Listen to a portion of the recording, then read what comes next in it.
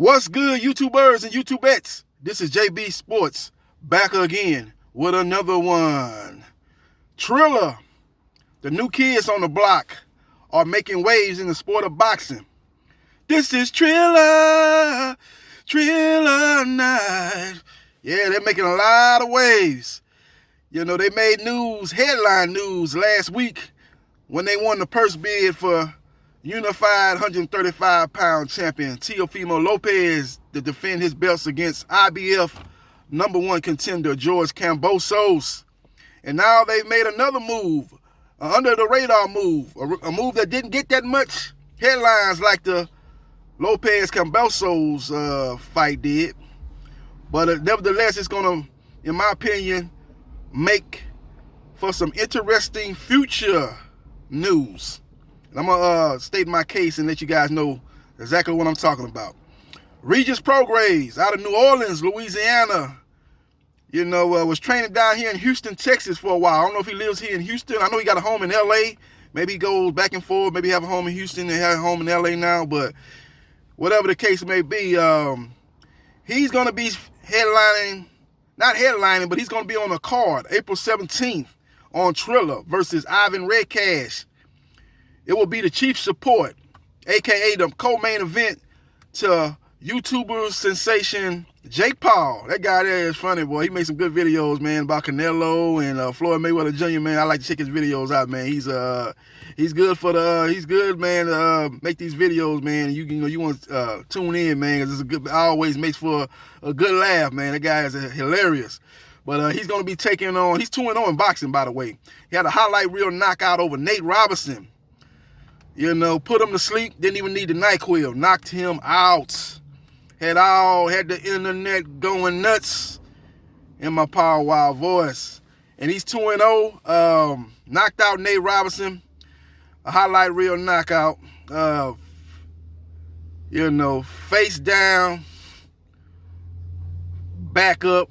You know, he was face first, man. It was a devastating knockout. Well, he's going to be fighting former MMA David Askren. And again, Regis Prograis is going to be on that card facing Ivan Redcash. Now, last time we saw Regis Prograis in action was on the undercard of the Gervonta Tank Davis Leo Santa Cruz fight. And when I saw that fight, you could tell he was rusty. You could tell the inactivity since the Josh Taylor fight where he lost a very competitive decision. He didn't look even as good in that fight that he did in this previous fight. I think it was more due to the rust factor. It took him a little while to get warmed up, but he was able to get the stoppage over some guy. I can't even remember the guy's name, but the guy's not a top name, not a top fighter in 140 pounds. And I think it was at a catch weight. I think it was maybe at 144 or 145, if I'm not mistaken. But he got the job done, and he's going to be looking to step up from that fight and fight Ivan Redcash, a guy that's been in the ring with Devin Alexander and Danny Garcia. Knocked out Devin Alexander. Knocked him out, retired Devin Alexander, who had never been knocked out before that fight. And then he lost a unanimous decision to Danny Garcia. So he's a guy that's been in the ring. He's been in there with some good names. Even that YouTube video with him and Gervonta Tank Davis. Gervonta Tank Davis gave him a gambling house ass whooping in that sparring, man. Beat him down. The referee there was trying to break it up, and Tank was just couldn't wait to jump on him again. And that was a Tank that wasn't even in great shape. And he put a bad beating on him, man. Like I said, a gambling house ass whooping. That's what you call a gambling house ass whooping, man, on Ivan Redcash. But that sparring, man, you know, that's what these new age fighters are doing. They releasing these sparring footages and putting people on blast. They ain't used to do that back in the day. You used to hear about Sugar Ray Leonard and Aaron Pryor fighting. And they went 3 rounds and Sugar Ray won 2 and Aaron Pryor won 1. You hear about a lot of different people that used to spar, but you don't never hear it get leaked. Oh no, you don't hear it get out like it's getting out now. You can see these videos of I saw a video several months ago with Devin Haney versus Shakur Stevenson. That was a high level sparring.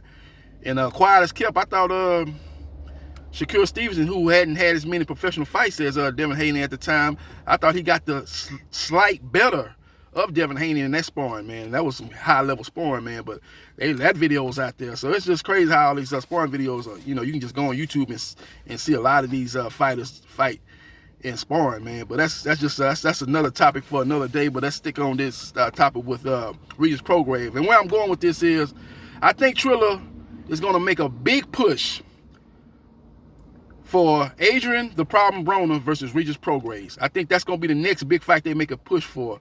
You know, they made the push for Teofimo and Kambosos, and I think that's going to be the next big fight they make a push for. You know, assuming that Regis Prograis take care of business against Ivan Redcash, and Adrien Broner needs to get one more fight in before they can make that matchup. Now, I suggested in a previous video that he fight Victor Postol. I think Victor Postol is a tricky fight. Victor Postol actually could win that fight, but I think this is a necessary fight for Adrien Broner due to the fact that his numbers were so piss poor on Showtime versus Giovanni Santiago, who was unknown. People had never seen him a fight before because he had never fought over here before. He had all his fights over in the Dominican Republic, if I'm not mistaken, over there in the Latin countries. Let me just put it like that. He had never fought over here in the United States, and that fight did at a peak of 304,000 views. And it averaged 288,000 views. So that's a big drop-off from his previous numbers that he usually does on Showtime when he did 900,000 plus versus Mikey Garcia and Jesse Vargas. And I think he did around 700 to 800 in the Adrien Granados fight. So he was pretty much in the high 700s to 900,000 plus range in those three fights. And to take that bigger drop, you know, at the highest from 900,000 to 300,000 is your highest peak for the Giovanni Santiago fight. That's a 600,000 drop in views. So he's going to have to need to fight another credible name, the name that people know about. And I think Victor Postol fits the bill. We'll see if they make that fight. But I'm hearing that Adrien Broner is going to be fighting one of the guys that he was supposed to fight before he settled on Santiago. You know, I think the guy's from Puerto Rico or something, and he was undefeated, but they felt that I don't know if he's asking for too much money, or they thought he was maybe a little bit too dangerous for Adrien Broner's first fight back after a 2-year absence. But they looking at him, and they looking at another guy that they were looking at during that same time frame to fight Adrien Broner. And if they do that, then, you know, you can look for similar numbers than he did versus Giovanni Santiago. And then it might even be lower because people are getting kind of tired of Adrien Broner getting these fights, not letting his hands go. So you might see even lower numbers if he's not careful. So I think he needs a credible name. And if he's able to get that victory over a name like a Victor Postol, that will set up the matchup between Regis Prograis, who says that Adrien Broner is a shot fighter and that he would knock Adrien Broner out in the first half of their fight. They'll set up the matchup between those two guys, and the press conference is going to be epic because both guys are both of these guys are the best trash talkers in boxing, up there with the Tyson Furys of the world, the Deontay Wilders of the world, the Dillian Whites of the world. These guys talk mad trash, and it should be a epic press conference will help sell the fight. And I'm thinking Triller, by putting on Regis Prograis versus Ivan Redcash as the co-main event to Jake Paul versus David Askren, I think they're setting the stage to bid on Adrien Broner versus Regis Prograis in the latter part of 2021. You heard it here first.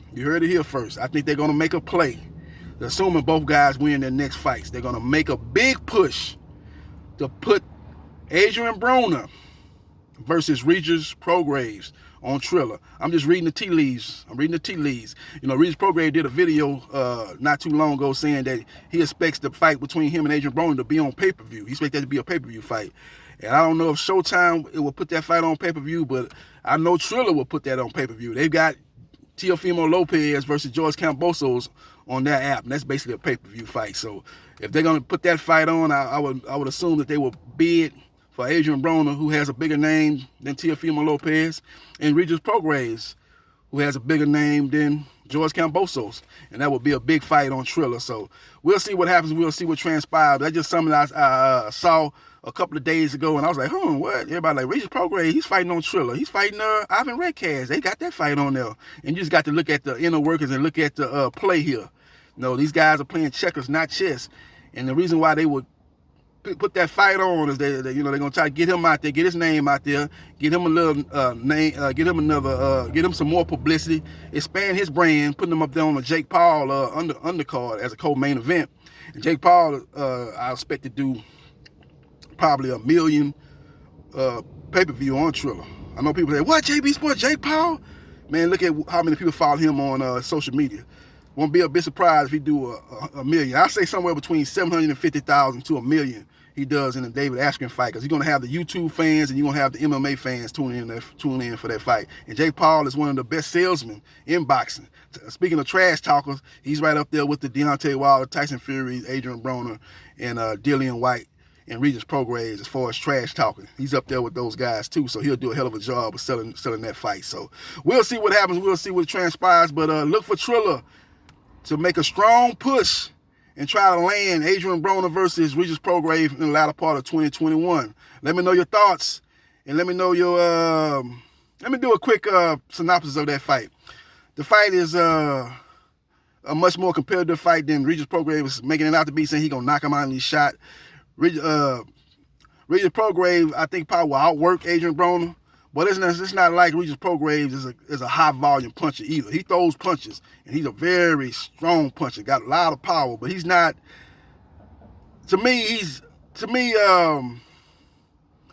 good fighter, don't get me wrong. Real good fighter. But it seems like in his last fight, I'm going to just talk that up to being rustiness and stuff like that, but to me, he's a guy that throws, he's a heavy-handed fighter. But he's not going to be throwing 60, 70 punches around. So he's going to be looking to land big shots on Adrien Broner. Adrien Broner's going to be looking to counter him. Adrien Broner's going to be looking to set the jab up. Regis Prograis is going to have to try to offset that jab with overhand rights and rights to the body and try to get him to bring that jab down. He's going to have to let his hands go and make Adrien Broner keep the high guard up and work the body. Adrien Broner would rather give you the body than take those head shots and work the body, and that's going to be the key for his victory, is to work that body, get Adrien Broner to drop the guard down, then go over the top with your power shots that he has. I would imagine that fight will be at 140 pounds, but it could be at a catch weight, 144, somewhere in there, but we'll have to see how it plays out, because a lot of people are saying that Adrien Broner can't make 140 anymore, despite him saying he wants to win another world title at 140 pounds. So we'll see what happens. We'll see what transpires. But the key for Adrien Broner is the jab, to make Regis Prograis reset in the counter with the straight left and in the straight right in the 2 and 3 punches combination. Regis Prograis' thing is to go to the body, work the body early, and because Adrien Broner would give you that and use the jab of his own and basically start letting his hands go. Right hands, left hooks, jabs to the body, and just try to overwhelm a guy that doesn't like to throw a lot of punches in Adrien Broner and basically work your way to a unanimous decision win, or maybe a late stoppage if you can get him to bring his guard down and then land some headshots. But Adrien Broner has shown that he has a real strong chin. Took a lot of shots. He took a lot of shots from Marcos Maidana, who's a heavy-handed guy, and wasn't able to get Adrien Broner up out of there. So he's a guy that has a real good chin. So right off the bat, looking at that fight, I would say Regis Prograis by a decision victory over Adrien Broner. And I think that would be the outcome of that fight, though. But once the fights get announced and they get closer to the fight, I'll be more in-depth with my analysis. But let me know your thoughts on that matchup. Broner versus Prograis. And what you think about Triller making a strong push for that fight and laying the groundwork by putting Regis Prograis as the co-main event to Jake Paul versus David Askren. Let me know your thoughts and hit the like button if you like the content of this video, and subscribe to JB Sports, the man, the myth, the legend. I holla.